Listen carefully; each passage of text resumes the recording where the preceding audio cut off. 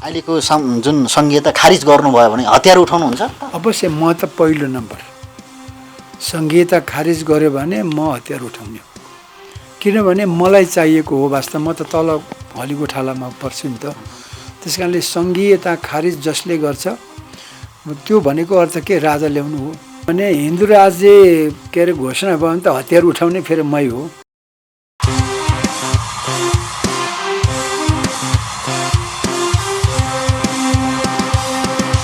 आफूले गरेको गल्तीको डर, गल्ती त गरिरहन्छ देखाएर त्यो पहिला हिन्दूहरूले गरे। यता इन्भिजिबल साइकोलोजीको असर गर्ने तालले भन्नु हैन, कुरै छैन, इन्भिजिबल साइकोलोजी त हो नि। त्यसपछि त्यही किसिमको चाहिँ फेरि बुद्ध त बिचरा मान्छे थियो होइन, उनले त खालि मान्छेको समस्याहरू समाधान गर्ने उता राजै थियो नि, राजा नै हुनेवाला थियो। तर उसले भरिएको मान्छे, उसले राजा हुनु छोडेर चाहिँ त्यस्तो गर्न खोजेको। फेरि उसैलाई चाहिँ भगवान बनाएर चाहिँ गुम्बा बनाउन थाले, जब नबनाऊ भनेको थियो। गुम्बामा भगवान छ, कसले हेर्छ? लामाले हेर्छ। अनि त्यसपछि लामालाई कसले चाहिँ नियुक्ति गर्छ? राजाले नियुक्ति गर्छ। फेरि दलाई लामाहरू जस्तो आएर यसरी यस्तो किसिमले बुद्धलाई पनि भगवान बनाए, मान्छेलाई हाँस उठ्दो। त्यसपछि जिजस क्राइस्टलाई भगवान बनाए रोमनहरूले, किनभने उनीहरू त त्यहाँ जिजस क्राइस्ट त एउटा सामान्य मान्छे त हो होइन। अब त्यहाँ जेरुसलममा जन्मेको मान्छे, म त त्यहाँ गएर हेरेँ उनको जन्मेको ठाउँ सबै, मरेको ठाउँ सबै हेर्दाखेरि उनी अद्भुत एउटा क्षमतावान भएको व्यक्ति भएको हुनाले त्यति बेलाको समाजलाई उनले सबै प्रभाव पारेर कयौँको दुःख हरण गरेको। दुःख त ज्ञान त हो, दुःख हरण त ज्ञान त हो नि। ज्ञान दिएर कुनै फर्मुला बताइदिनु त हो नि हैन। अनि त्यसरी प्रख्यात भएको थियो त्यो बेलामा यसो हेरे शासकहरूले।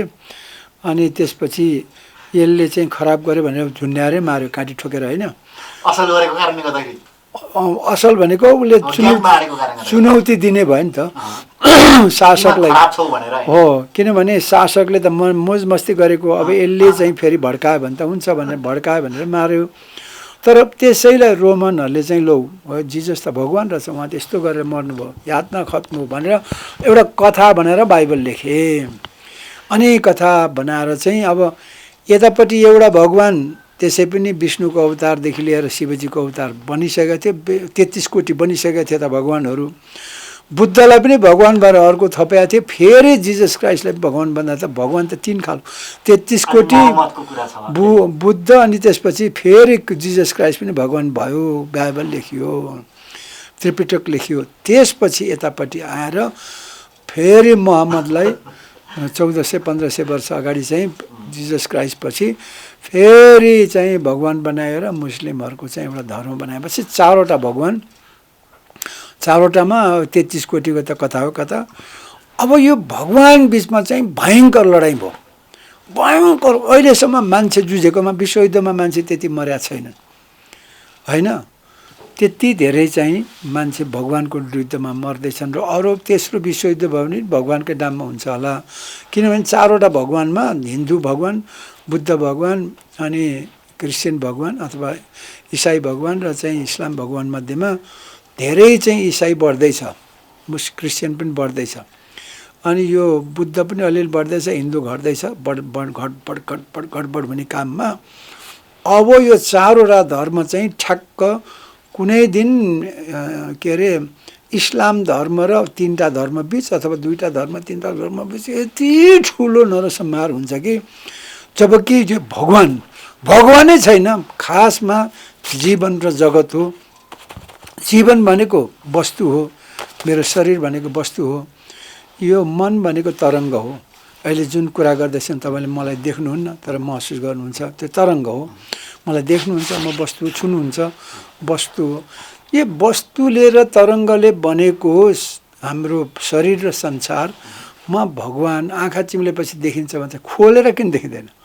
खोलेर देख्नु पर्ने नि। मैले त तपाईँको यसो हेर्दा त यदि भगवान साँच्चैकै छ भने आँखा खोलेको बेलामा देखे पो विश्वास गर्नु।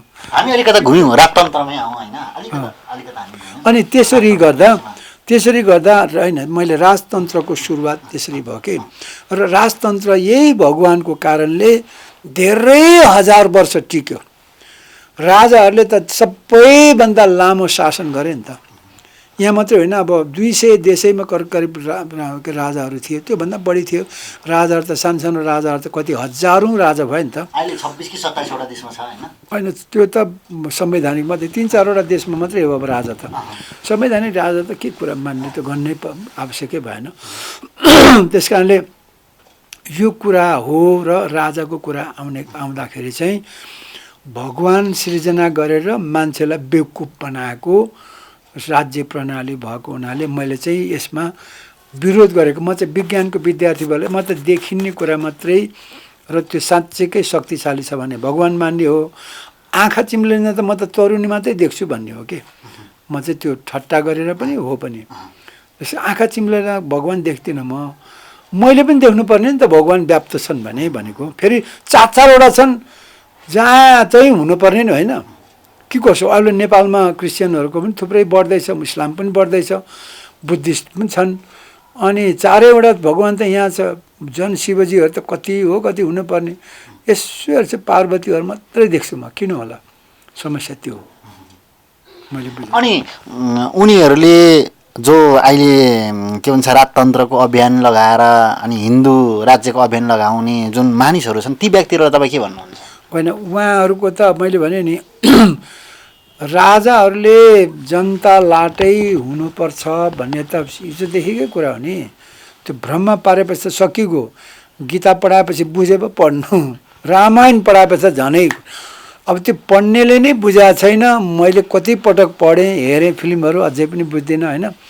त्यो अब स्वस्थानी व्रत कथाहरू, रुद्रीहरू यसरी हेर्दा त जम्मै मान्छेलाई बेवकुफ बनाउने कथा हो। जसले पनि कल्पना गर। मैले भन्छु अहिले नेपालमा रामायण महाभारत लेख्ने मान्छेहरू थुप्रो विद्वान निस्किसकेका छन्। कल्पना न हो, फिक्सन त कति हो। जम्मै त्यो धर्मग्रन्थहरू भनेको ह्युमन मान्छेको, चण्डाल मान्छेहरूको चाहिँ अथवा एकदमै विद्वान मान्छेहरूको त्यो चाहिँ रचना हो, एकदम कथा हो, अथवा त्यसलाई चाहिँ कल्पना हो, फिक्सन। तपाईँ यो हिन्दू राज्य उहाँहरूले माग गरिरहनु भएको छ नि त, त्यो हिन्दू राज्यको बारेमा चाहिँ तपाईँ के भन्न चाहनुहुन्छ? गाईलाई उहाँले राष्ट्रिय जनावर मान्नुपर्छ भनेको छ होइन? त्यो त जे जान्यो के अरे, जे जान्यो त्यही सिकायो, जे सिक्यो त्यही जान्यो, जे जान्यो त्यही गर्यो। सिकेकै नेपालमा 240 वर्ष भर्खर त राणा र राजाले हिन्दू धर्म लादेर होइन सबैलाई बानी बनाएको छ। अनि यो गणतन्त्र आएको त भर्खर कति 72 सालदेखि त संविधान घोषणा भएको भनेपछि खासमा 5 वर्ष त भयो। त्यस कारणले गणतन्त्रभन्दा अगाडि राजतन्त्रमा मस्ती गरिरहेको एक थरीले चाहिँ कहिले आउँछ, राजै आउनुपर्छ, यो त हामीले खाइपाएको भनेर त्यो राजतन्त्रमा राणातन्त्रमा तरखानीहरूले त्यो आश गर्नु स्वाभाविकै हो। फेरि धन सम्पत्ति पनि उनीहरूसँग धेरै छ। त्यसबेला त त्यो अब आफ्नो पुर्खाको यो त मौजा न हो, मौजामा मनपरी गर्दा त धनी नै हुने भए। त्यो एउटा। र अर्को चाहिँ अहिले गणतन्त्रमा गल्ती भएको छ। केपी ओलीको सरकारले गणतन्त्र सबभन्दा गलत तरिकाले के अरे प्रयोग के भन्छ व्यवस्थापन गरेको हुनाले ठुल्ठुलो कमजोरीहरू भएको छ। अनि तल बुढा अध्यक्षले, पालिका प्रमुखले, मन्त्रीले, सांसदले गल्ती गर्दा के छ, जनता दुःख पाउँछन्। दुःख पाएपछि के छ त, दुखी जनताले चाहिँ त्यो मान्छेको जस्तो तपाईँ एउटा चाहिँ मेयर हुनुहुन्छ, तपाईँले भने जस्तो मेरो काम गरिदिनु भएन भनेपछि तपाईँसँग त रिसाउँछु त थाहा न। अनि के खोज्छु विकल्प, तपाईँको दुश्मन को हो भनेर खोज्छु भनेपछि त अहिले गणतन्त्रको दुश्मन त राजतन्त्र हो। अनि हिजो राजतन्त्रले काम पनि नगरेको होइन, गरेकै थियो। त्यस कारणले त्यही पो ठिक छ भनेर चाहिँ त्यो आवेशमा, अज्ञानतामा त्यो अहिले भएको लोकतन्त्रको चाहिँ पदाधिकारीलाई गाली गरेर राजतन्त्र खोज्ने हो। तर त्यो चाहिँ गलत हो। कसै नेपाली जनताले त्यसो नगरिदिनुहोस्। किनभने लोकतन्त्र भनेको, लोक भनेको जनता हो। 3 करोड नेपाली जनता जो यो माटोमा जन्मिएको छन्, तिनीहरू सबैको लागि राजा हुने अथवा भोलि गएर माथिल्लो तहको सेवा गर्ने अवसर बराबरी मिल्छ। गरिब होस् या धनी होस्, त्यो त्यही हो लोकतन्त्र, सबैको लागि समान अवसर मिल्ने। तर राजाको त के हुन्छ, एउटा घरमा अपाङ्ग पनि जन्मिन्छ, कमजोर पनि जन्मिन्छ, मानसिक सन्तुलन नभएको पनि हुनसक्छ। त्यस कारणले एउटा घरमा शासकै ज्ञान नभएको, योग्यता नभएको हुन सक्छ नि। भयङ्कर नि, उसले सिक्नै सक्दैन। तर 3 करोडभित्र छान्यो भने त के हुन्छ, एउटा न एउटा त बलियो निस्किन्छ। तलको हावा हुरी हिलो मैलो धुलो भिर पहरा सबै आउँदै चाहिँ विद्युता उसको खारिँदै समाजमा उसले चाहिँ दुःख खेप्दै आएको हुन्छ। अब तर त्यो दरबारमा जन्मेको सुख खेपेर जन्मेको राजाले के जान्दछ र, त्यो त ब्रोइलर चिकन जस्तो हुन्छ यस्तो प्रतिस्पर्धा युगमा। त्यसै कारणले गर्दाखेरि पहिला त्यो कथा रचेर एउटा क्षेत्रीय परिवारको लाई राजा मान्ने त्यो जातीय व्यवस्था छ नि मनुस्मृतिमा, त्यो पनि कथा बनाएर नै बनाएको, मान्छेले नै बनाएको। त्यस कारणले त्यो गलत थियो। त्यस कारणले अब अहिले राजतन्त्र आऊ देश बचाऊ भन्छ, त्यो चाहिँ भयङ्कर गलत सोच हो, त्यसो नगरौँ। लोकतन्त्र भनेको चाहिँ नै सबै नेपाली, तपाईँको छोरा नाति सबैले चान्स पाउने सेवा गर्नुलाई, ठुलो काम गर्ने सेवा गर्नुलाई काम गर्ने छन्। अहिले पनि थुप्रो छ, तर मौका पाएको छैन, तर अवसर चाहिँ छ। अर्को चाहिँ तपाईँको फेरि पनि राजतन्त्र आइगयो भने बन्दुकले फेरि 17,000 मारेको थियो, 17,000 होइन अब 17 लाख मार्नुपर्छ। त्यसले गर्दा 17 लाख मार्नुपर्छ। पहिलो बन्दुक उठाउने त मै हुन्छु, किनभने गणतन्त्र त अनिवार्य शर्त हो लोकतन्त्रको। त्यस कारण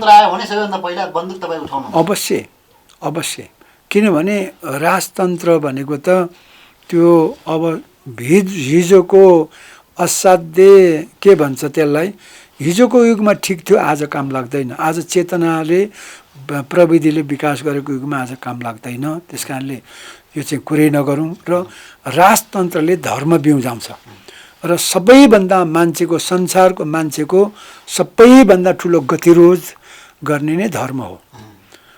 सत्य विज्ञान हो, भ्रम धर्म हो। त्यस कारणले गर्दाखेरि तपाईँले भनेको यही कुरामा के, अब जति पनि युरोपको देशहरू, अमेरिकाको देशहरू, इभन क्रिस्चियनै धर्म मान्ने भए पनि धर्मनिरपेक्ष भएपछि त विकास भएको हो। नत्र भने त 16औं 17औं 18औं शताब्दीसम्म त कतिवटा देशहरू त क्रिस्चियन राष्ट्र थिए नि त, होइन, पोपद्वारा सञ्चालित थिए। ती धर्महरू पछि बाध्य भएर चाहिँ धर्मनिरपेक्ष हुनु पर्यो, होइन। भनेपछि नेपाल पनि धर्मनिरपेक्ष त भर्खर नै भएको।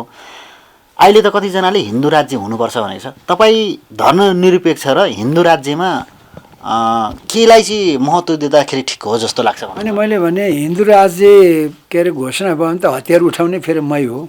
कि धर्मनिरपेक्षता भने धर्म भ्रम हो। अहिले मैले भने नि, अब त्यस कारण त हामीले स्कुल खोलेको, विज्ञानको ज्ञान हुनुपर्छ। विज्ञान भनेको जीवन र जगतको ज्ञान हो। धर्मनिरपेक्ष भएन भने त हतियार त उठाउने मै हो, बुढो मान्छे। राजा आएर शासन गर्न थाल्यो भने मै हो, बुढो मान्छे हतियार उठाउने। सङ्घीयता मास्यो भने मै हो, बुढो मान्छे। विशेष गरेर चित्रबहादुर केसी चाहिँ होसियार गर्नुहोस्। हो, सङ्घीयता भनेको त तल भुइँको किसान र मजदुरको लागि हो, जसले चाहिँ जसको डिसेन्ट्रलाइजेसनको लोकतन्त्रमा सबभन्दा डिसेन्ट्रलाइजेसन भनेको सङ्घीयता हो। वडा अध्यक्षहरूलाई सबै अधिकार दिनुपर्छ, किनभने मान्छे त वडामा बस्छ। वडाको राजा भनेको वडा अध्यक्ष हो, निर्वाचित गरेर ल्याउनु। हजुरलाई म यसैमा एउटा क्वेसन जोडिहालेँ। 5 विकास क्षेत्रमा 14 अञ्चल 75 जिल्लामा र यो सङ्घीयतामा खास के भिन्नता देख्नुहुन्छ भन्नु त? हजुरले एउटा अनुभव गरेको मान्छे, हैन? यसो छ, त्यो 5 विकास क्षेत्र भनेको राजाको पर्यो। त्यही त। त्यसले गर्दा फेरि त्यही भनेको छ नि त होइन, त्यो चाहिँ त्यसको ढङढङ्गी फेरि धर्म र राजै आउला अनि निरङ्कुश आउला भनेर चाहिँ त्यो नआओस् भनेर चाहिँ अलिकति भूगोलको विभाजन फरक गरेको। अझै हाम्रो पार्टीले त 11वटा कुरा गर्दैछ। कम्तीमा पनि त्यहाँ 1% जातिभन्दा बढीले प्रतिनिधित्व गरेको र त्यो नेपालको गौरव हुन्छ भने त्यो जातिको नामबाट एउटा के अरे प्रदेश बनाऊ भनेको हो। किनभने आएको पहिचान भनेको, किनभने सबै नेपाली हो, होइन, लिम्बू नेपाली हो, होइन, खस नेपाली हो, किराँत नेपाली, राईहरू नेपाली हो, मगरहरू, होइन, मगरात भनेपछि यो सबैको पहिचान हुने किसिमले गर्दाखेरि केही फरक पर्दैन।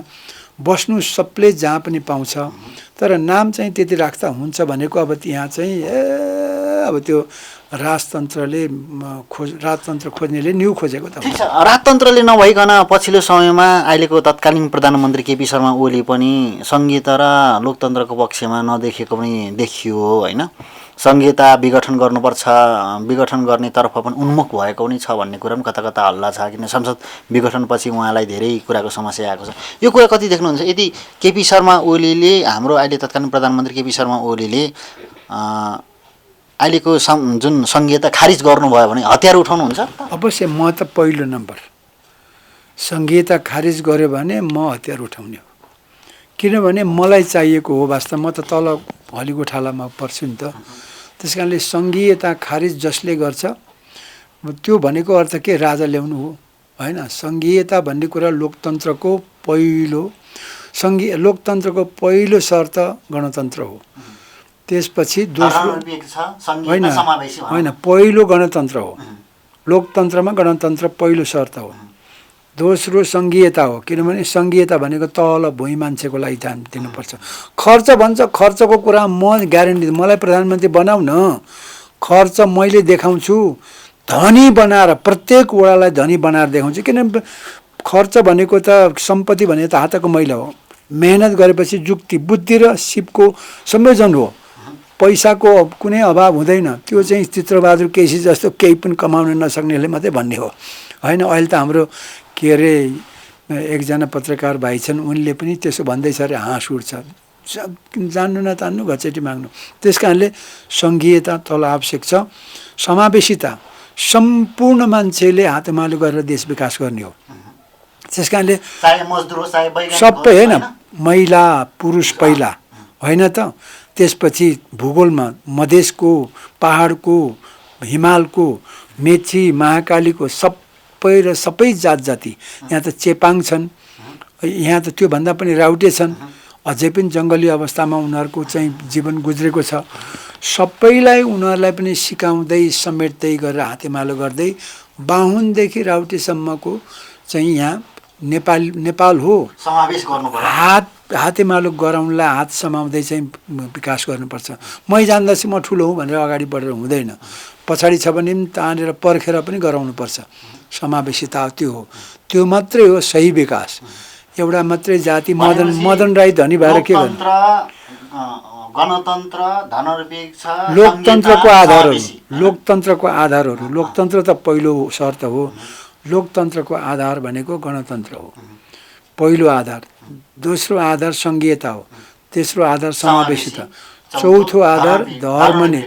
धर्म भनेकै भ्रम हो, विज्ञान भनेको त व्यक्तिले धर्म मानुस् नमानुस् उसको इच्छाको कुरा भयो नि त। त्यो उसले धर्म नै भ्रम हो। म मान्नु पहिला मान्थेँ, मान्दिनँ। किनभने विज्ञान जानेपछि धर्म मान्दैन, आवश्यकै छैन। धर्म भनेको भ्रम हो। धर्मले भगवान छ भन्छ, भगवान कहाँनिर छ र? 4वटा भगवान भइसक्यो, लडेर मर्छन्। हेर्नुहोस् है, म त नेपाली मात्रै होइन, सम्पूर्ण। Please watch this, the people of the world, that religion is illusion. It's a dangerous thing. There are 4 gods in the religion, and they will fight someday, and maybe it will be a biggest disaster. म भन्छु कुनै दिन यति ठुलो चाहिँ it's going to come. It's going to come soon.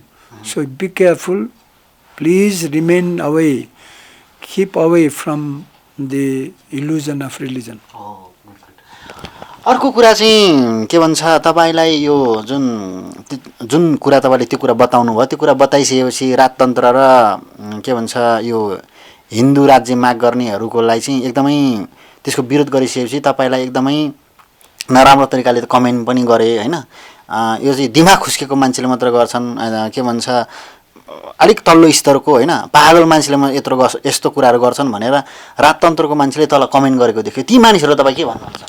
होइन, comment मैले खुस्केको होइन। उहाँहरूलाई म चाहिँ के आग्रह गर्छु भने धर्म के हो फेरि पनि पढ्नुहोस्।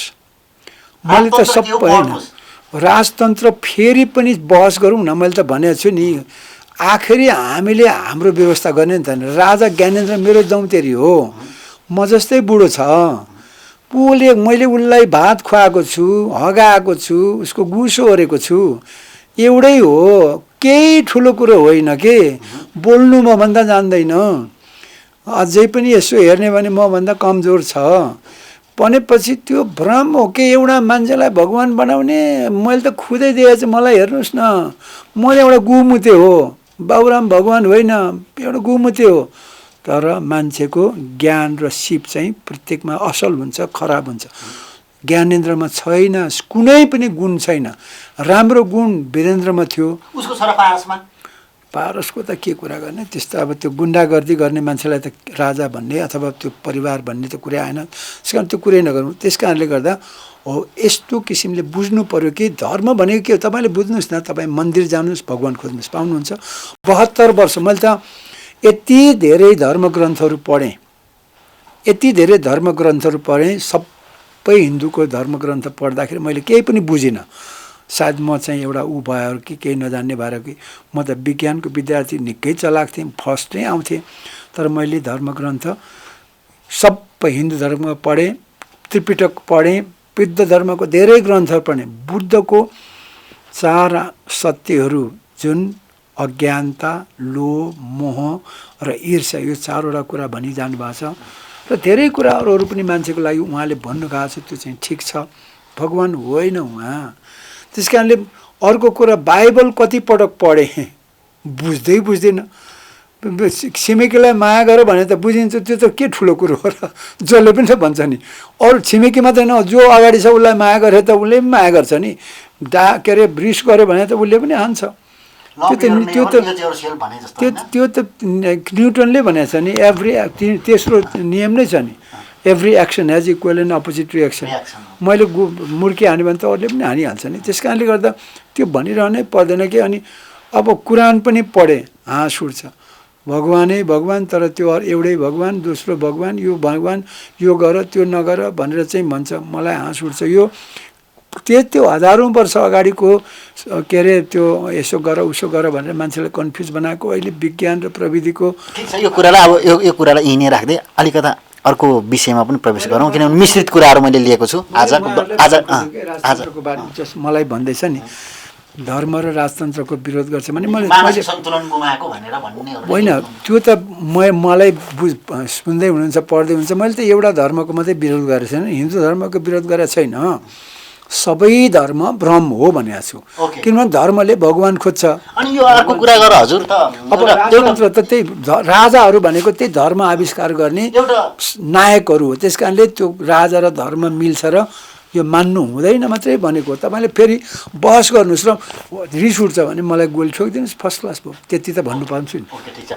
अर्को कुरा चाहिँ के भन्छ, हिन्दूहरूले के भनेको छन् भन्दाखेरि तपाईँलाई थाहा होला होइन, तपाईँ त एउटा कृषि सम्बन्धी कृषि विज्ञ पनि भनौँ, कतिजनाले वैज्ञानिक पनि भनेर हजुरलाई भन्छन् होइन। त्यो सम्मको अनुभव पनि हजुरसँग, त्यो एक्सपिरियन्स पनि हजुरसँग छ। जुन गाईको मुत खाँदाखेरि, गाईको त्यसलाई के भन्छ, गहुँ पिसाब खाँदाखेरि चाहिँ एकदमै पवित्र होइन्छ भन्ने कुरा चाहिँ तपाईँलाई कस्तो लाग्छ? साँच्चै गाईको पिसाब खाँदाखेरि पवित्र हुने हो कि त्यो गाईको पिसाब चाहिँ लाउनु पर्ने चाहिँ अब तपाईँले त्यो परम्परामा देख्नुहुन्छ, ढुङ्गालाई शिवलिङ्गलाई चाहिँ उहाँहरूले दुध चढाइदिनुहुन्छ। अब त्यो के भन्छ गाईको मुत चाहिँ मुखमा हाल्नुहुन्छ। खास यो चाहिँ के लाग्छ तपाईँलाई, यो साँच्चीकै वैज्ञानिक छ त? उहाँहरूले त वैज्ञानिक तथ्यबाट विश्लेषण गर्नुहुन्छ त्यो गाईको पिसाबलाई, के हो? होइन, अब त्यो जबरजस्ती वैज्ञानिक भन्नु रामदेवले जस्तो होइन, होइन। जबकि विज्ञान नै छैन, त्यहाँ अज्ञान धेरै छ, अल्प ज्ञान छ। त्यस कारणले अब म त तत्त्वको कुरा गर्छु होइन। गाईले पिउने पानी प्राय जस्तो फोहोर हुन्छ होइन। भैँसी र गाईले एकै ठाउँमा पानी पिउँछ, पिलाइन्छ। सुँगुरलाई पनि त्यही पिलाइन्छ। जति पनि पशुपालकहरू छन् होइन, पालिएको छ गाई पाल्नेहरू, एउटै पानी पिलाउँछन्, एउटै खाने खुवाउँछन् भैँसी र गाईलाई, होइन त? होइन त? सबै। र अर्को कुरो, गाउँघरमा भने हामीले चाहिँ गाईलाई पानी खुवाउँदाखेरि आहालको खुवाउँथ्यो। आहालको छेउमा पानी जमाएको हुन्छ, त्यो आहालको पानी खाने, भैँसीले पनि खाने, त्यही नै हो। आखिरी पानी भनेको हाइड्रोजन र अक्सिजन त हो, H2O हो होइन। अनि त्यसपछि खाना भनेको चाहिँ 16वटा इलिमेन्टहरू हुन्छ, जति पनि बिरुवामा हुन्छ त्यही नै हो, मान्छेलाई पनि त्यही नै हो। त्यो 16वटा इलिमेन्टमा चाहिँ विशेष गरेर नाइट्रोजन, फस्फोरस, पोटास होइन, यिनीहरू क्याल्सियमहरू सबै हुन्छ। अब यो ठोसको रूपमा चाहिँ तिनीहरू खाइन्छ, जस्तो हामीले पराल दिन्छौँ, दाना दिन्छौँ, भुस दिन्छौँ होइन, के छ खोले दिन्छौँ, त्यसमा चाहिँ त्यो तिनीहरू आउँछ। पानीबाट चाहिँ H2 हाइड्रोजन र अक्सिजन आउँछ। त्यो सबै शरीरभित्र गएपछि त्यो चाहिँ के अरे त्यसको चाहिँ काम हुन्छ। अब के अरे डाइजेसन भइसकेपछि, पाचन भइसकेपछि त्यो गोबरको रूपमा निस्किन्छ ठोस, पिसाबको रूपमा निस्किन्छ तरल।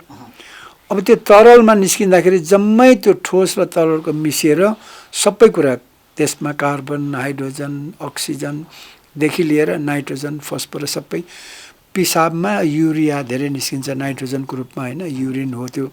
त्यस कारणले त्यो भैँसीको होस् कि गाईको होस् एनालाइसिस गर्दा त सबै नाइट्रोजन कति छ, फस्फोरस कति छ, पोटास कति छ, त्यति नै निस्किन्छ होइन त्यो हेर्दाखेरि है। त्यस कारणले क्याल्सियम कति छ, अब भैँसीको पनि भैँसीको छ उसको छ, खास फरक पर्दैन। अब मान्छेको कुरा गर्छु म, मान्छेले खाने भनेको के, पशुले खाने भनेको पराल र धानको उदाहरण लिन्छु। धानको पराल र भुस चाहिँ पशुले खान्छ, कनिकाहरू। मान्छेले के खान्छ, प्योर चामलको दाना खान्छ। अनि पशुले भैँसी र गाईले कहाँको खान्छ, सुँगुरले चाहिँ आहालको पानी खान्छ, मान्छेले कहाँको मूलको पानी खान्छ, तताएको पानी खान्छ, फिल्टरको पानी खान्छ। अब आहालको पानी खाएको निक्लेकोले चाहिँ पिसाब चाहिँ एकदम पवित्र अरे, फिल्टरको पानी खाएको त्यस्तो चिज चाहिँ छिछि फोहोर भन्छ। अब मैले कसरी कुरा गरौँ त्यसमा होइन। अब गहुँत पिउनुहुन्छ भनेपछि म त मुत पनि पिउँछु, म स्वस्थ छु भने त मुत पनि पिउँछु। कतै पानीको अभाव भइहाल्यो, मुख सुक्यो भने पानी त्यो पिसाबले म भिजाइदिन्छु, त्यो त लिक्विड न हो।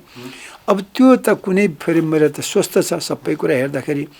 यो एउटा उदाहरण है मैले भन्नु खोजेको। र अर्को चाहिँ गोबर, मान्छेले खाएको होइन, मान्छेले त्यत्रो चामल खान्छ, प्योर पानी खान्छ होइन, निकालेछ।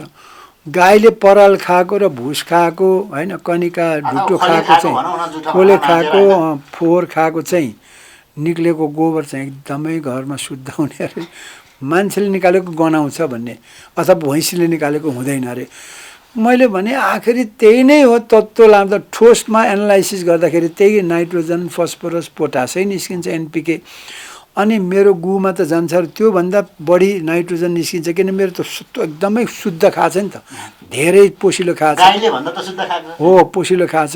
त्यस कारणले अब मान्छेले कीटाणु सार्छ भने कीटाणु त सधैँ उमेर के अरे सधैँ मान्छेमा त्यो हुँदैन, त्यो त बाहिरबाट आउने हो। त्यस कारणले यी सबै कुरा त अब बिस्तारी बिस्तारी विज्ञानको ज्ञानतिर लागौँ। धर्मको ज्ञान भन्दा विज्ञानको ज्ञान सिक्नुहोस् र गाई पालेर गाईको पिसाब एनालाइसिस गर्नुहोस्, दिशा एनालाइसिस गर्नुहोस्, सबै भैँसीको गर्नुहोस्, सुँगुरको गर्नुहोस्। अब सुँगुरलाई हेला गर्छन् मान्छे, एउटै प्राणी हो प्रकृतिले गर्ने, खानेकुरा एउटै मध्येमा वनस्पति खाने हो। तर गाई र भैँसीले जमिनमाथिको खाने हो, किनभनेको बनावट नै त्यस्तो छ। सुँगुरले जमिन मुनिको खाने हो, कन्दमूल त्यो उधिनेर खाने। फरक त त्यति नै हो, आखिरी कन्दमूल अरू कुरा खाँदैन त, सुँगुरले सबै वनस्पति नै खान्छ, तर जरापट्टिको खान्छ कि। अर्को कुरा चाहिँ तपाईँलाई के लाग्छ, यो जुन गाई काट्नु हुँदैन, गाईले राष्ट्रिय जनावर बनाउनु पर्छ भन्ने कुरा पनि छ। अनि कतिवटा गाई चाहिँ सडकमा छाडिएका पनि छन्। अहिले कतिवटा गाईकै सङ्कट पनि भएको देखिन्छ होइन। अब कतिवटा 5 स्टारमा 7 स्टार होटलहरूमा गाईको मासु चाहिँ खुलेआम बिक्री हुन्छ। नेपालमा त्यसको प्रतिबन्ध छ, के छ, तपाईँलाई के लाग्छ गाईको मासु? होइन, अब अघि मैले भने नि गाईलाई माता भन्नु र सुँगुरलाई चाहिँ राक्षस भन्नु, त्योभन्दा ठुलो अल्पज्ञान केही पनि होइन। त्यो अज्ञान हो, त्यो भ्रम हो। त्यसै कारण त्यो राजा हो, त्यो चाहिँ धर्म हो। अब यस्तो अल्पज्ञान अज्ञानहरू चाहिँ हामीले मेट्नुपर्छ, समय लाग्छ। अहिले मान्छेले चाहिँ आवेशमा कुरा गर्ने बेग्लै, तर विज्ञानको हिसाबले गाई र सुँगुर एउटै नै हो। धर्महरू अब इस्लाम धर्मले सुँगुरदेखि सहँदैन, जबकि सुँगुर यति महत्त्वपूर्ण प्राणी हो अरू धर्म मान्छेहरूलाई। जस्तो मेरो लागि सबैभन्दा मिठो मासु नै, पोसिलो मासु नै मेरो लागि चाहिँ सुँगुर हो। अब तर अब एउटा धर्मले मान्दैन, यहाँ एउटा जातले मान्दैन। त्यस कारणले अब गाईको कुरा संसारभरि सबै, मेरो चाहिँ गाईको यहाँ अहिले कुरा गर्नुभयो, रात दिन म चाहिँ गाईको बारेमा इस्यु निकाल्छु। दुईवटा, करनी ऐन र गाई ऐन। नेपालको ऐनहरूमध्येमा संविधानले पनि गल्ती गरेको छ, नेपाली गाईलाई राष्ट्रिय जनावर बनाउनलाई गलत हो। किनभने राष्ट्रिय जनावर भएपछि सम्मान गर्नुपर्छ। गाई त सम्मान योग्य भनेको त पैसा कमाउनलाई सम्मान योग्य हुनुपर्ने के। गाई त एउटा खानेकुरा हो होइन, भैँसी र गाई एउटै हो। युरोप, अमेरिका र अरू देशहरूमा गाई पालन गरेर अर्थतन्त्रलाई एकदमै बलियो बनाएको छ। मासु बेचेर, दुध होइन मासु बेचेर, दुध पनि हो, दुध पनि हो। पछि होइन खाने एउटै हो, कहाँबाट बढी हुन्छ हुँदैन। सबै जे खान्छ त्यही निस्किन्छ क्या। प्रोटिन बढी दियो भने प्रोटिन हुन्छ, फ्याट दियो भने फ्याट हुने त हो नि। त्यस कारणले जे दिन्छ, अब पशु हो घाँस दिन्छ एउटै हो। तर कहीँ खानु नहुने, कहीँ खानु, दुनियाँ करिब 90 होइन 80भन्दा बढी प्रतिशत मान्छेले गाई खान्छन्। यो 10-20%ले गाई खानु हुँदैन र गाई माता भनेर भन्नु भनेको भ्रम बाहेक के हुन्छ। अर्को कुरो, नेपालमा अब गाई मासिँदैछ। आजको 50 वर्षभित्रमा यो कानुन लागू भयो भने दुईवटा कुरा, एउटा कुरा चाहिँ गाई मासिन्छ, कसैले गाई पाल्दैन। म त प्रमाणसहित देश डुल्दैछु नि त। कुनै किसानले पनि गाई पाल्न चाहँदैन। पहिलो कुरो, गाई पाल्न नचाहने चाहिँ के भने गाई काट्नु पाइँदैन, बेच्नु पनि पाइँदैन होइन, छाडा छाड्नु पाइँदैन। छाडा छाड्यो भने 30,000 होइन, कुट्यो भने 20,000 जरिवाना, हजारौँ जरिवाना छ। कुट्नु पनि पाइँदैन, माताजी हो नि त। त्यस कारणले अब काट्ने त कल्पनै नगर्नुहोस्, वर्षौँ जेल छ होइन। त्यसै कारणले गर्दाखेरि अब बेच्नु पनि त्यो के पर्पजलाई, मासुको लागि बेच्नु पाइँदैन। अहिले त समाउँदैन र आँखा चिम्लिँदैछन् धेरैले। र मात्रै हो, कानुनसम्म जाने भने त प्रत्येक दिन हजारौँ मान्छे थुनिन्छन् जेलमा। भनेपछि त्यसको मतलब चाहिँ गाई धेरै काटिन्छ नेपालमा भन्नु खोज्नु भएको? थालियो नदेखिकन काटिन्छ हो, आँखा चिम्लिँदैछ, चिम्लिनु पनि पर्छ। कानुन चेन्ज गर्नुपर्छ। गाई नकाट्नेले पुजोस् न, तर त्यो के अरे नपुज्नेले त काट्नु आउनु पर्छ नि त। त्यसो भए त हामीले अमेरिकालाई मुद्दा हाल्नु पर्यो नि त।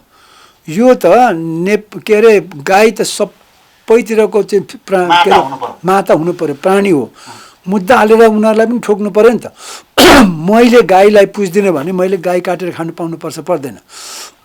कसैले भैँसीलाई पुज्ला हाले, उसले काटेर खानु नपाउने। यो कुरो चाहिँ मुख्य कुरो धर्मनिरपेक्षताकै अर्थ के हो। पुज्नेले त पुजोस् न बाबा, पाउनुपर्छ, उसको अधिकार हो, उसको अधिकार। नपुज्नेले खर्च गरेछ। अर्को कुरो मैले भन्नु खोजेँ के भने, त्यो कानुनले समात्यो भने पुलिसको यहाँ 2 लाख होइन 10 लाख पुलिस चाहिन्छ दिनको। किनभने मान्छेले करोडौँले खान थाल्छन्, काटेर खान थालेपछि त समाउनु परेन। 10 लाख पुलिस पाल्नु पर्ने हुन्छ। अर्को कुरो, त्यो समाएन भने के छ भने नेपालमा 70 लाख गाई थियो, अहिले 50 मा झरिसक्यो। अब 10 वर्षमा 10 लाख पनि हुँदैन गाई, त्यति पनि हुँदैन। हुँदा हुँदै 50 वर्षमा त आउने 50 वर्षमा एउटा गाई पनि हुँदैन। किनभने गाई पाल्दाखेरि हेर्नुहोस्, गाई पालन गर्यो भने खर्च हेर्नुहोस् है। एउटा गाई पाल्यो भने त्यसले बहर पायो भने अब जोत्ने काम छैन, सक्यो, ट्र्याक्टरले रिप्लेस गरिसक्यो होइन। अब त्यसलाई पाल्यो भने मार्नु पाइँदैन, पाल्नु पर्यो। होइन, त्यही त, उ त गाई नै हो नि त सन्तान। त्यस कारणले त्यो गोरु पाल्दाखेरि मान्छे गोरु भइहाल्छ। अब काट्नु पाइँदैन, बेच्नु पनि पाइँदैन, जोत्नु पनि पाइँदैन भने त्यो त केही खालि गोबर मात्रै भयो। गोबर 2 रुपियाँको निकाल्छ, 20 रुपियाँको घाँस खान्छ, अनि त्यो मान्छे उँभो लाग्छ। गाईको त दुध होला, ठिकै छ होइन। अब गाई 100वटा गाई पाल्यो भने 50वटा बहर पाउँछ। बहर मास्नु पाइँदैन। अहिले जम्मै त्यो गाई पालकहरूले जिउँदै मार्छ, खान दिँदैन। तिनीहरूलाई एकजनाले उजुर गर्यो भने सबै जेल जान्छन्। त्यस्तो त हजारौँ भइसक्यो नि। त्यस कारणले गर्दाखेरि बहर पाएको के हो, बाछी त खैर पाल्यो भने दुध दिने फेरि अर्को बिहाउला। बहर 50% भनौँ न, उदाहरणको लागि 70 लाख गाईमा करिब करिब 30-35 लाख त भैँसी के अरे गोरु नै हो। 50% गाई 50% हो भनेपछि त अब गोरु त काम लागेन, जोत्नु पाएन। त्यो गोबरको लागि त मैले भने नि 2 रुपियाँको गोबर र 20 रुपियाँको खर्च त घाँस त मिलेन। त्यस कारणले पाल्नै सक्दैनन् र भिडबाट लडाछ, छाडा छोडिदिया छ, थुप्रो छ नि। अर्को बेच्दाखेरि कहाँ लग्यो भनेर सरकारले सोध्नु परेन, किनभने त्यो त माताजी हो होइन, राष्ट्रिय जनावर हो। एउटाले मुद्दा हाल्यो, मैले एउटा मुद्दा हालेँ, यो फल्नाले पालेको अथवा यो गाउँ यो पालिकामा के अरे जन्मिएको गोरुहरू कहाँ गयो खोजी पाऊँ, किनभने काट्नु पाइँदैन, बेच्नु गयो कहाँ, कमसेकम मऱ्यो भने पनि कहाँ गयो, कहाँ मऱ्यो हेर्नु पऱ्यो नि त। त्यसको त पुरा ट्यागिङ गर्नुपर्छ। अब त मऱ्यो भने, उदाहरणको लागि मैले एउटा गोरु पालेको थिएँ भनेपछि त्यो गोरु त मार्नु पाइँदैन, त्यो मर्छ। मर्दाखेरि कहाँनिर गाडेको देखाउनु पर्छ क्या प्रहरीलाई होइन। काट्यो भने त त्यो हरायो भने त त्यसको त नाम निशाना भएन, त्यसको हिसाब देखाउनु पर्छ। त्यो त पिता हो, माता पिता हो। एउटा बुढी गाई चाहिँ त्यो बुढी भयो भने त्यो कहाँ मऱ्यो देखाउनु पर्यो। त्यो त किसानले देखाएन भने त मुद्दा लाग्छ नि त, किनभने त्यो बेपत्ता बनायो होइन। बेपत्ता माछालाई बेपत्ता बनाउनु पाइन्छ, अहिले बेपत्ता बनाइरहेछ। मुजुर मात्रै परेको छैन। म कुनै बेलामा अब हेर्दैछु कति विवाद हुँदै जान्छ होइन। कानुन चेन्ज भएन भने त म त माता बेपत्ता गएकोलाई चाहिँ उजुर दिने हो, लाग्नुपर्छ त्यो कानुन। त्यो जसले पालेको छ त्यसले बेपत्ता बनाए बापत त्यसले देखाउनु पऱ्यो नि कहाँ गाडेको छ भनेर। त्यो होइन, कालले मर्नु पऱ्यो, मर्दाखेरि कहाँ गाडेको देखाउनु पऱ्यो। अकालले मर्या छ भने पुरा गन्ती हुनुपर्छ CCTV राखेर। त्यस कारणले अब 35 लाख गोरुहरू, त्यसपछि 70 लाखमा 35 लाख बहर गोरु, त्यसपछि थारा हुन्छ 50% जति भनेपछि 70 लाखमा 35 लाख गाई छ बाँकी रह्यो भने 35 लाखमा फेरि 17 लाख त थारा हुन्छ, थाक्दै जान्छ, बुढी हुँदै जान्छ। 50-52 लाख चाहिँ काम नलाग्ने हुन्छ।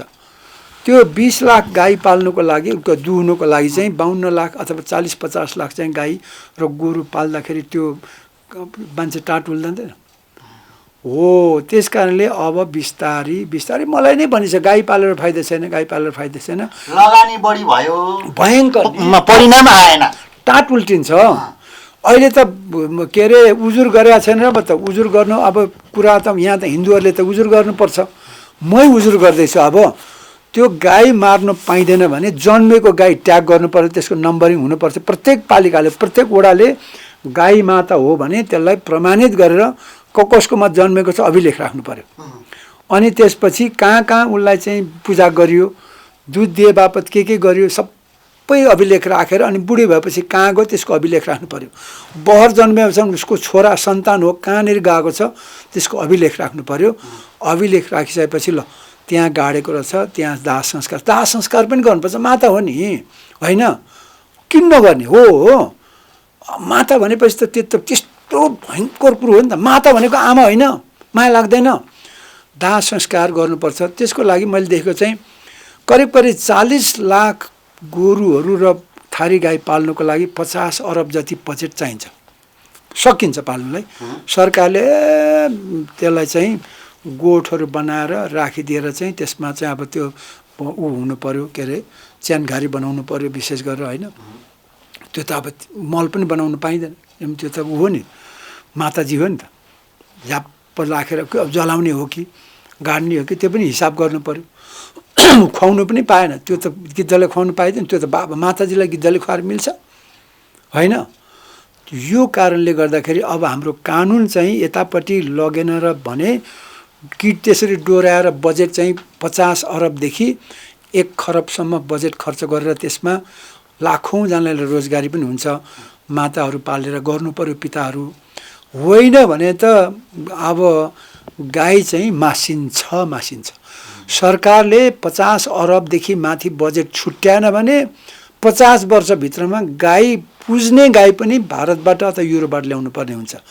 मेरो स्पेकुलेसन चाहिँ त्यो चाहिँ सत्य कुरा हो। त्यस कारणले माता पिता के गर्ने कुरा चाहिँ त्यो जम्मै धर्म मान्नेहरूले धर्म के हो बुझ्नुहोस्, गाई फेरि के हो बुझ्नुहोस्। र मलाई त फाँसी दिन लागेको छ, म त 72 वर्ष पुगिहालेँ, 1 सेकेन्ड पनि बाँच्न मन छैन। फेरि चट्याङ पऱ्यो भने 4 सेकेन्डमा मरिहाल्छु। तपाईँहरूको गोली लाग्यो भने मलाई त झन् धर्मको गोली लागोस् भन्छु कि। ठ्याक्क 4 जना हिन्दू, बुद्धिस्ट, क्रिस्चियन र इस्लामहरू मिलेर 4वटा सबै चलो किलिम भन्दाखेरि मरोस् न, गजब हुन्छ। म त इच्छा मृत्यु मुस्काएर स्याबास भनेर मर्छु, के फरक पर्छ। अर्को प्रसङ्ग चाहिँ म तपाईँलाई जोडिहाल्छु होइन। तपाईँ एउटा जनजातिको छोरा हुनुहुन्छ होइन, मूलवासीको छोरा हुनुहुन्छ। अस्ति भर्खर एकजना विश्लेषकले के भन्नुभएको थियो भने 10% बाहुनले 84% ब्युरोक्रेसीमा निजामती अथवा कर्मचारी क्षेत्रमा चाहिँ उहाँहरूले चाहिँ एकदमै आफ्नो वर्चस्व जमाउनु भएको छ। त्यसबाट विस्थापित उत्पीडित वर्गहरू, दलित जनजातिहरू चाहिँ एकदम उत्पीडित हुनुभएको छ। पछाडिको वर्गको त झन् कुरै छैन भन्ने कुरा छ। यो देश बाहुन तन्त्र बढी हावी भयो भन्ने कुरामा तपाईँ कति सहमत हुनुहुन्छ? अब म चाहिँ फरक विचार राख्छु। सबै मान्छेहरू जुन यो जात दियो नि, त्यो चाहिँ कुजातले दिएको हो। जात दिने मान्छे नै त्यही त कुजातले दिएको। मनुस्मृतिको ग्रन्थ लेख्ने र त्यसलाई चाहिँ लागू गर्ने त्यही राजा हो। राजा त मैले भने नि सबैभन्दा ठुलो अपराधी मानवता र मानवहरूको सबैभन्दा ठुलो अपराधीहरू भनेको राजाहरू हो। सबै बिहा यिनीहरूकै पालामा भयो। यसो सबै ठुल्ठुलो अहिलेको जति पनि भयङ्कर ठुल्ठुलो के भन्छ मानव समस्याहरू राजाहरूले सृजना गरेको। आफू रमाएर आफू चाहिँ मस्ती गर्नको निमित्त आफू र आफ्नो परिवारलाई मस्तीमा लानुको निमित्त सम्पूर्ण प्रकृतिको नियम र मानवताको नियम नै समाप्त गर्यो। त्यस कारणले पनि अब तिनीहरूको म कुरा गर्न चाहन्न। अब बाहुन भन्दा पनि मान्छे, राई बाहुनहरू त झन् साह्रो तपाईँले कतिको देख्नु भएको छ। त्यो चरित्र त्यो चाहिँ एउटा हो के बानी बेहोरा हो। त्यो चाहिँ बानी बेहोरा जसले पाए पनि त्यो गर्छ। अहिले चाहिँ जातको हिसाबले हेर्दाखेरि बाहुनहरू यसो छ, काकतालीय भएको हेर्नुहोस्। 200-300 वर्षको यो हिन्दू धर्ममा चाहिँ अब हिन्दू धर्म चाहिँ अब उच्च निच ठुलो सानो जात बनाउने बाहुनले बनाएको। बाहुनकै पुर्खाले बनाएको हुनाले ब्राह्मण बाहुन जे भने पनि उनले आफ्नो सन्तानलाई चाहिँ माथि राखेर अहिलेसम्म माथि बसेका छन् होइन। बानी त हो नि, त्यो त संस्कृति हो, संस्कार हो। जे जान्यो त्यही सिका, जे सिक्यो त्यही जान्यो, जे जान्यो त्यही गर्यो। अहिले पनि त्यही सुरुबाटै आएको हो। त्यस कारणले 300-400 वर्षको नेपालको इतिहासको विशेष गरेर पृथ्वीनारायण शाहको सन्तान र जङ्गबहादुरको सन्तानले चाहिँ हिन्दू धर्म मनुस्मृति लागू गर्यो। त्यसमा ब्राह्मण उच्च जात हो, उनको चाहिँ हालिमुहाली। अब त्यस कारण त राणा कालमा बाहुन बाहेक अरूले पढ्नै नपाउने होइन। पढ्नु पायो, बाहुनले पढ्नु पाएकोले 200-300 वर्ष अगाडि पढ्नु पायो, त्यही कल्चर भयो। अहिले पढ्नेलाई मात्रै जागिर दिने, पढ्नेलाई मात्रै शासन गर्ने फेरि त्यही बाहुनले निकाल्यो होइन त के कसो। अनि नियम त उसैले भने नि, गर्नेले पनि शासन गर्नु पाउनुपर्छ भनेन कि, पढ्नेले मात्रै लोकसेवा लिखित जाँच हुनुपर्छ, त्यो पनि बाहुन भाषामा या नेपाली भाषामा होइन। पुरै छैन नि, निस्किन्छ नि।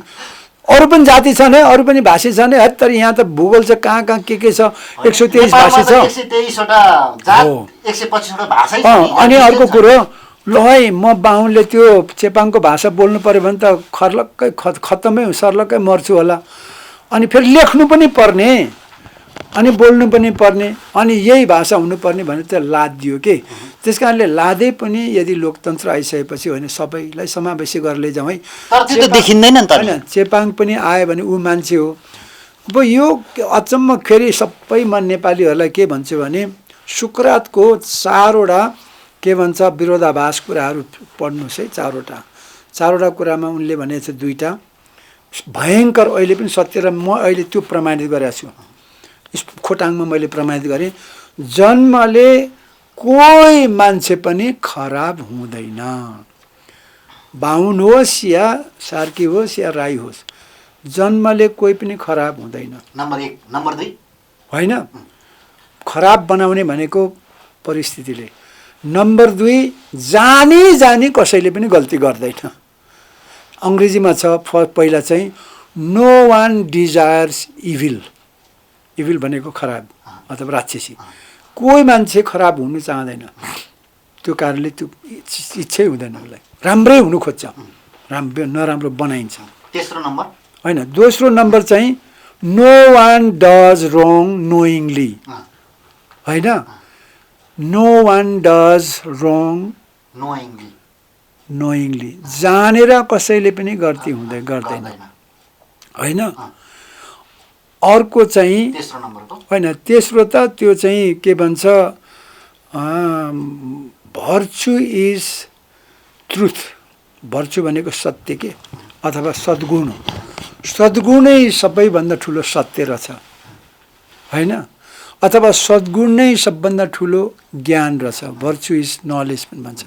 अनि त्यही नै सत्य रहेछ भन्छ के। सद्गुण नै त सबै कुरा हो, त्यही सद्गुण त छ नि मान्छेमा। तर दुर्गुण कसले गर्यो भने त्यही राजाहरूले, त्यही पण्डित ब्राह्मण ठुलो जातले उनकै दुर्गुणले गर्दाखेरि अहिलेसम्म उनले पनि दुःख पाउँदैछ नि त।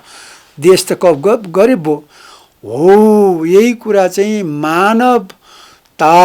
मानवको चरित्र बुझ्नुपर्छ। त्यो विज्ञानमा मात्रै थाहा हुन्छ। मानव शास्त्र मात्रै होइन कि मानव तत्त्व र तरङ्गले बनेको छ। तत्त्व, तरङ्ग, पञ्चतत्त्व, पञ्चबिरुवा, पञ्चप्राणी, पञ्चाङ्ग, यो सबै कुराको ज्ञान नै विज्ञान हो। यो विज्ञान जानेपछि धर्म खत्तम हुन्छ, गाई माता खत्तम हुन्छ, होइन, सम्पूर्ण गोरु पिता खत्तम हुन्छ, ढुङ्गालाई ढोक्ने काम खत्तम हुन्छ, आफूलाई छोप्ने काम पनि खत्तम हुन्छ, कसैलाई बलात्कार गर्ने काम पनि खत्तम हुन्छ, कसैलाई हेप्ने काम पनि खत्तम हुन्छ, ठुलो सानो हुने पनि खत्तम हुन्छ, रोग लाग्ने पनि खत्तम हुन्छ, सबै कुरा खत्तम हुन्छ। त्यो त ज्ञान हो। त्यस कारण त बुले भनेको छ ज्ञान नै सत्य हो।